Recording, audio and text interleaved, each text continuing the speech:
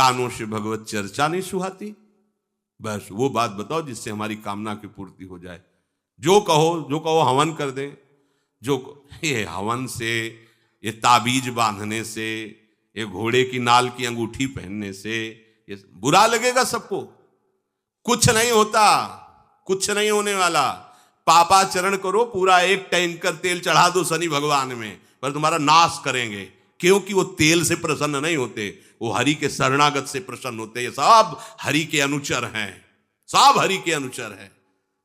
जानकी नाथ सहाय करे तो कौन बिगाड़ सके नर तेरो है। ये शुक्र शनिचर राहु केत सब क्षण में हुई है तेरे चेरो। जानकी नाथ सहाय करे कौन बिगाड़ सकता है। महाप्रभु हरिवंश चंद्र जी कह रहे, जो पे कृष्ण चरण मन अर्पित तो करी है का नवग्रह रंक। ये बेचारे नवग्रह भिखारी क्या तुम्हारा कर सकते हैं। यदि तुम बादशाह श्री कृष्ण के दास हो तो ये चाहे जिस नक्षत्र में बैठे हो तुम्हारे अनुकूल चलेंगे, तुम्हारे अनुकूल चलेंगे। तेल चढ़ाने की जरूरत नहीं, अपने को चढ़ा दो श्री हरि के चरणों में। और हरि से विमुख हो तो तेल नहीं, तुम चाहे तेल की फैक्ट्री इन्हीं के ऊपर लगा दो। लेकिन ये सेवक हरि के हैं और हरि के तुम विमुख हो तो ये प्रसन्न हो ही नहीं सकते, तुम्हारा पतन ही होगा। पर ये संसार समझता नहीं। भगवान नाम से मतलब नहीं, भगवत आराधना से मतलब नहीं। अरे भाई ये लोकपाल हैं, जानते हो भक्त को भी काम क्रोध क्यों सताता है। ताकत नहीं इनकी प्रवेश कर जाए, अहंकार है इसलिए। और भगवान को अहंकार अच्छा नहीं लगता, इसीलिए भगवान के सब दूत हैं चढ़ बैठते हैं। देख तू कितना बड़ा साधक, कितना बड़ा भजनानंदी, दिखा हमें। अब फेल तो मैं भगवान की शरण, तो हो ना भगवान की शरण। और भगवान की शरण में हो जाए तो यही महासुख प्रदान करने लगते हैं, और कोई नहीं, इन्हीं के लड़का बच्चा है। द्वारिकाधीश के पुत्र रूप में कौन प्रकट हो रहा है, भगवान कामदेव। जो प्रद्युम्न अवतार है साक्षात कामदेव हैं, कामदेव साक्षात आ रहे हैं। हम प्रभु से विमुख हो, कोई हमारा सहयोग कर सकेगा, कोई नहीं कर सकता। और अगर करने गया तो वो भी उल्टा टंग जाएगा। ये भी बात समझ लो। भगवान देख लो, हम आपको उदाहरण बता रहे हैं तो कैसे काशी नरेश, पौंड्रक, ये सब मिलकर भगवान के विरोध में हुए। भगवान ने सुदर्शन चक्र को छोड़ा, काशी नरेश पौंड्रक सबका उद्धार किया। और काशी नरेश का पुत्र था सुदक्षिण, उसने विचार किया कि ये तो बहुत बड़े अपमान की बात है। भगवान शंकर की नगरी में रहता, काशी में महामृत्युंजय है, काल के भी महाकाल हैं। पंडितों से कहा ऐसा उपाय नहीं कि हम द्वारिका को भस्म कर दें। बोले है, भगवान शिव के ऐसे ऐसे मंत्र हैं कि वो तो विनाशकारी भी तो है ना, वो बहुत सुंदर भी है। कर्पूर गौरम करुणावतारम संसार सारम, करुणा के स्वरूप है। आशुतोष नाम है, एक चुल्लू जल ऐसा कोई देवता नहीं मिलेगा जो संसार में कोई देवता नहीं खाता, वो इन पे चढ़ाए जाते हैं। अकौड़े का फूल, धतूर का फल ये कोई पता है? नहीं पता। इतने से वो प्रसन्न, इसीलिए वो आशुतोष रीझ जाए तो पूरा नगर का नगर सोने का ऐसे दे दिया, लंका उन्हीं दे दिया।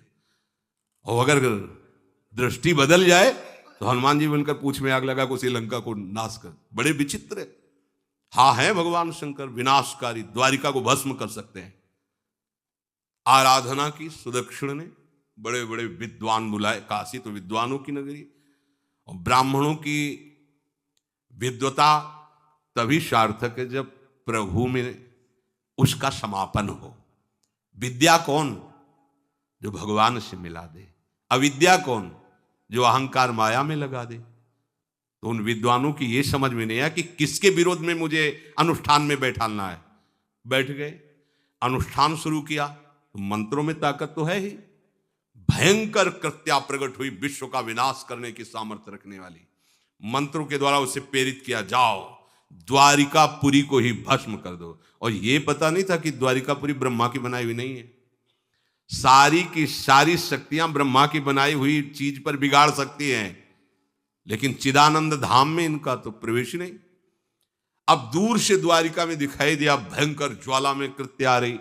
लोग भागकर भगवान के पास गए, प्रभु कोई भयानक मंत्र से आविष्ट होकर कृत्य आ रही जो नष्ट करना चाहती द्वारिका। तुम्हें घबराने की जरूरत नहीं, ना बताने की जरूरत है। द्वारिका हर समय सुदर्शन से सुरक्षित है। और सुदर्शन कोई जड़ चक्र नहीं है, वो चैतन्य भगवत पार्षद है। जब जहां जैसा अवसर आता है वैसा वो रूप रख लेते हैं। एक को मारना है तो 100 अरे वाले, हजारों को मारना है तो 1000 अरे वाले, और अगर पूरा सिस्टम विनाश करना है तो अनंत अरे वाले सुदर्शन चक्र हो जाते हैं। और जब सेवा ये नहीं होती तो हाथ जोड़े भगवान के पास खड़े रहते हैं। ये कोई जड़ वस्तु नहीं है कि तलवार है भगवान की तो तलवारें बनी खड़ी रहेगी, नहीं, पार्षद स्वरूप है। आवश्यकता हुई वही कौमुदी की गदा सुदर्शन, ये सब दिव्य है। पांचजन्य शंख सुदर्शन चक्र सेवा में थे। भगवान ने आदेश किया, देखो क्या है, सुदर्शन चक्र ने दौड़ाया कृत्या को, वहीं चल जहां से आई तू, वहीं ले गए जहां पंडित लोग सब सावधान, मंत्र से अपने को सुरक्षित किए। ये बड़े खतरनाक अनुष्ठान होते हैं, जो मारण अनुष्ठान होते हैं, बहुत खतरनाक होते हैं। मतलब अगर सही माने में वो भगवत आराधक नहीं है तो फिर नष्ट भी कर देंगे, ऐसा नहीं। तो एक प्रसंग आता है कि एक शालिग्राम भगवान को नचा करके पैसे लेते थे।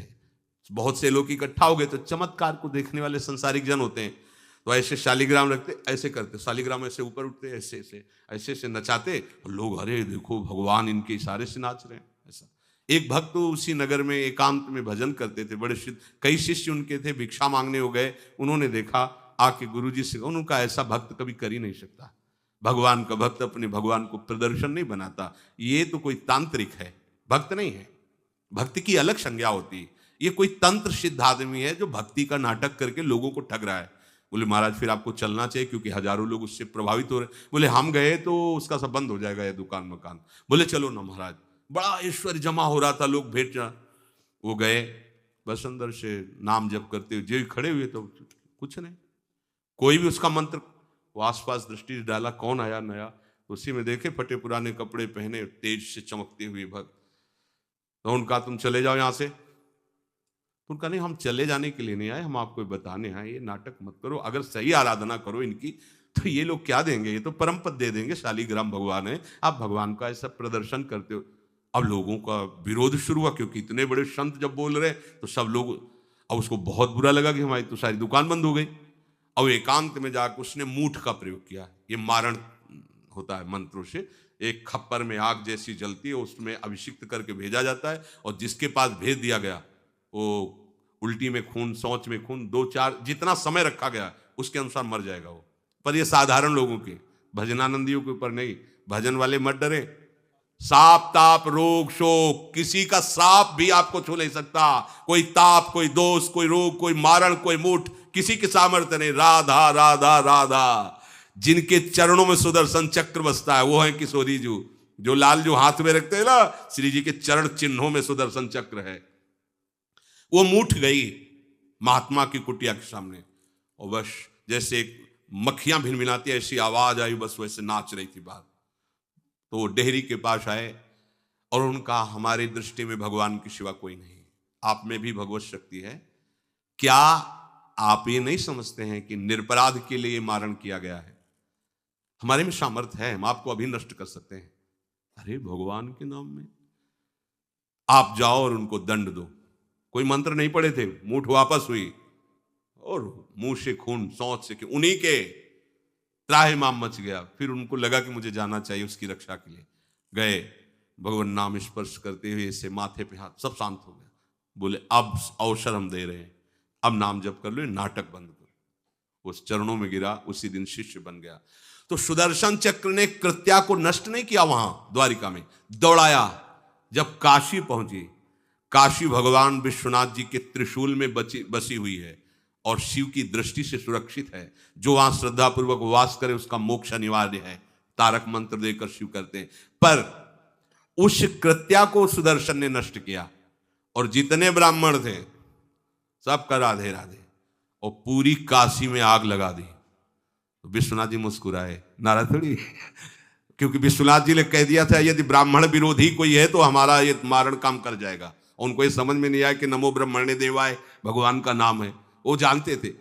तो कोई भी भगवत विरोध भाव लेकर के किसी भी देवता की आराधना करके कुछ नहीं होने वाला, किसी भी देवता। एक तांत्रिक बहुत वो संतों को परेशान करता था, धर्म सम्राट स्वामी श्री करपात्री जी महाराज, ये बहुत पुरानी बात नहीं है। उन्होंने संतों ने आगे बताया कि बहुत अपमान कर देता है। उन्होंने कहा ठीक है, गए।